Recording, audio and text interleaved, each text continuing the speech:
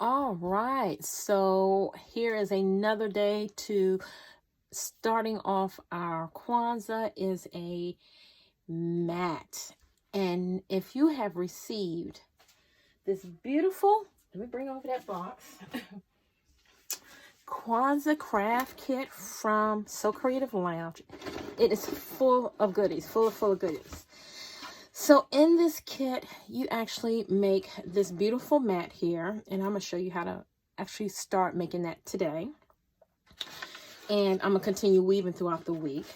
But you also get a brief description of the crafts that you'll be making, which is this beautiful gift box. So I'll be doing that one day.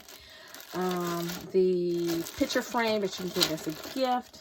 Beautiful.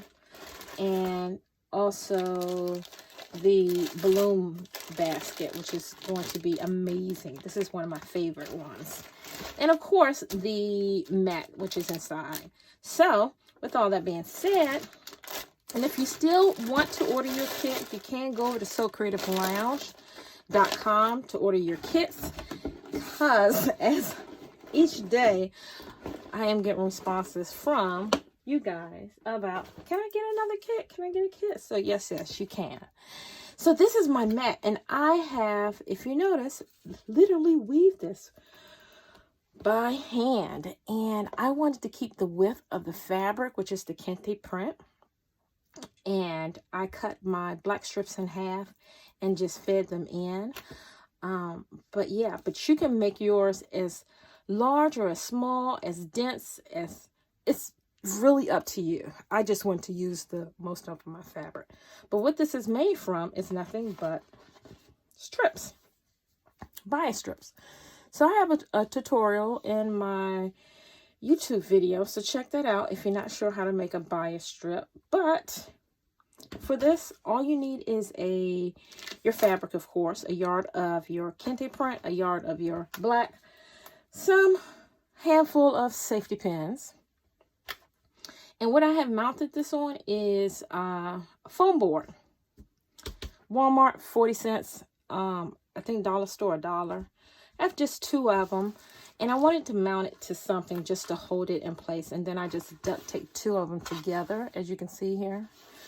Because it seemed like my mat is going to be a little bit longer than one of them. So this is pretty nice. So once I finish, I'll give you the dimensions of it. And I've also, if you can notice on this end, I pinned it to the board just to hold it in place. And then I've pinned a few going along the top here. Pin as you need. It's up to you. For my kids, how we're going to put this together, once you weaved it, I recommend just keeping you a glue gun. And we will glue in between each one of these. And that will hold it in place. For my sewers, and we want to sew this together.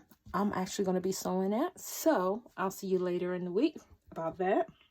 But in the meantime, I want to keep weaving my blacks through my kente print, and let me show you how to make bias tape quickly.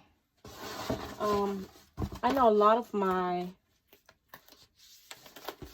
kids from So Creative Lounge have this, and they're making this, so I want to keep it as easy and light for them as much as possible.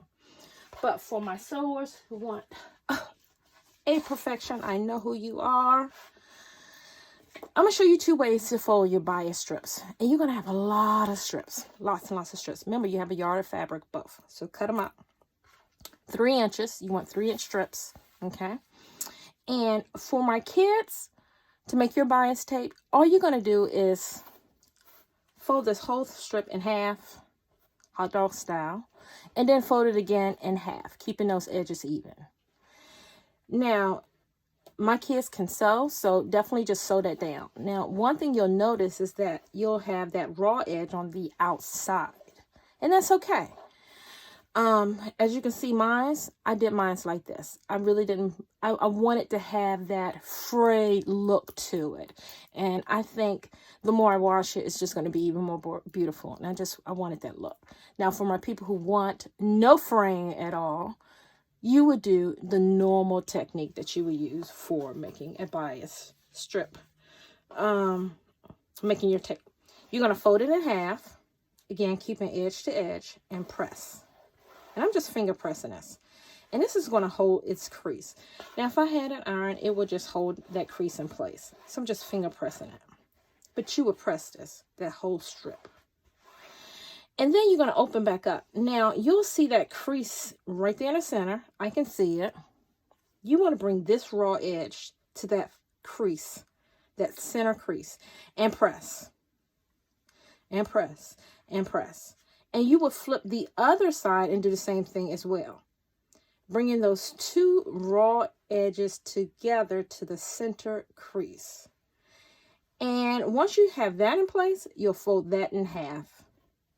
That way you don't end up with a raw edge. You will sew this down close to those folded edges all the way down.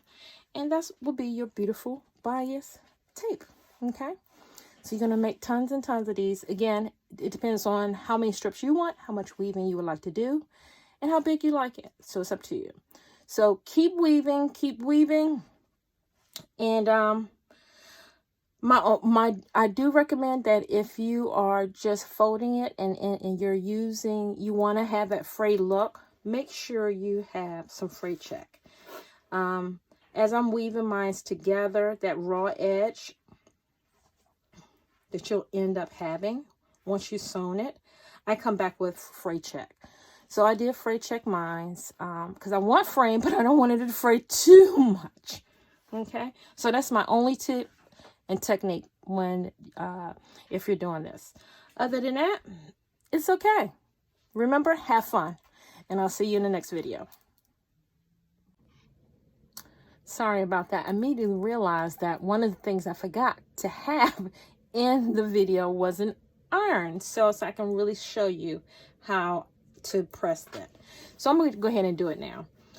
So again, if the kids are doing this, just fold it in half.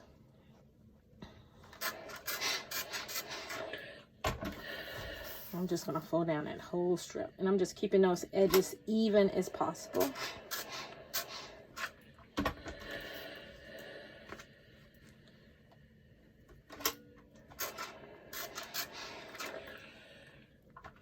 And now I'm going to come back and fold it in half again. Fold the edge to that raw edge. And remember how I was saying that raw edge is still sitting outside, so you still have that raw edge here. Now we have a few kids in kids program, so they're pretty good. They can sew. So they can take this straight to the sewing machine and sew this up close to that raw edge as much as possible. And as you can see, you're going to need quite a few strips, depending on how big you want your mat to be. Now, I know I have someone saying, well, can I cut my strips bigger? You sure can. Instead of 3 inches, which I'm using now, you can make them 6. You can make them 8. You can make them 12. So it's a bigger weave. So go for it. Remember, it is yours. Own it. And so you would just go ahead and sew this down. Again, I will put fray check on this. Okay? And this is how mine is made because I want a little fraying. Now, for my adults who want a mat that they can easily throw in the washing machine and have no fraying, you want to make bias tape. So again, you're going to fold this in half. Press. Just like we did the other one before. And this is how bias tape is truly made. That first one is great for crafts, home decor stuff, things that you don't mind fraying. It's not going to get handled a lot. This is once a year, so it's okay. I'm okay with that.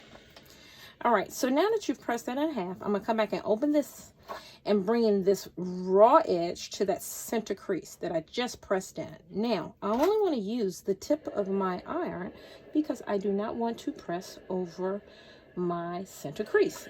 It is still a guide.